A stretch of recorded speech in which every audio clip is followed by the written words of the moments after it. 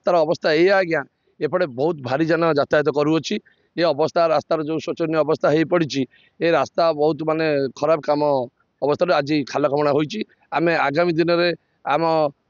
पंचायत आम एरिया तरफ आम चिठी करूँ आज्ञा जब ये किसी प्रतिफल न हुए एरिया काम रास्ता काम न हुए तो आम राजराष्ट्र आंदोलन करूँ ये लो क्वालिटी काम कर लो क्वालिटी काम कर हावा गाड़ी बड़ बड़ गाड़ी आनी बस बाली गाड़ी सब तो नष्ट कर दौचे कौन आम गाँव लोक उपकृत बड़ हराण हो गाड़ी गाड़ी गाड़ी जापारू गाड़ी पड़ी लोक खंडिया खाबरा होती बड़ हराण हो ये रास्ता 3 मास चलने आगुरी सुखिला था कि असुविधा होना वर्षा होकर बहुत गाढ़ हो स्कूल पिला भी जापार ना गोटे आम्बुलांस भी जापारे खाली बाध्यतामूलक खाली एपटे रास्ता अच्छे लोग जाऊँ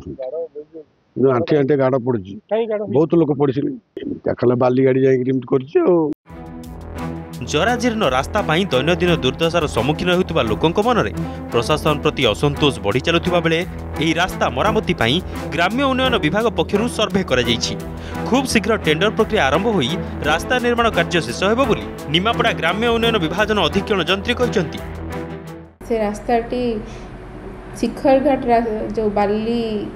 घाटी अच्छी से रास्ता को जॉइन करछि जहाँद्वारा कि हेवी व्हीकल जीवास करिया द्वारा से रास्ताटा खराब हो जाइछि आमे ता पई तुरंत पदक्षेप नौचु एवं सर्वे सरी जल्दी आमे टेंडरिंग करी काम जल्दी आरंभ करू।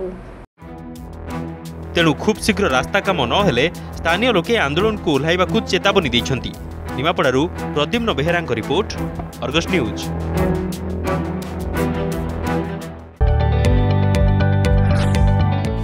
जदि आपंक आम भिडी भल लगा तेब आम चैनल को लाइक शेयर और सब्सक्राइब करने को जमा भी भूलु नहीं।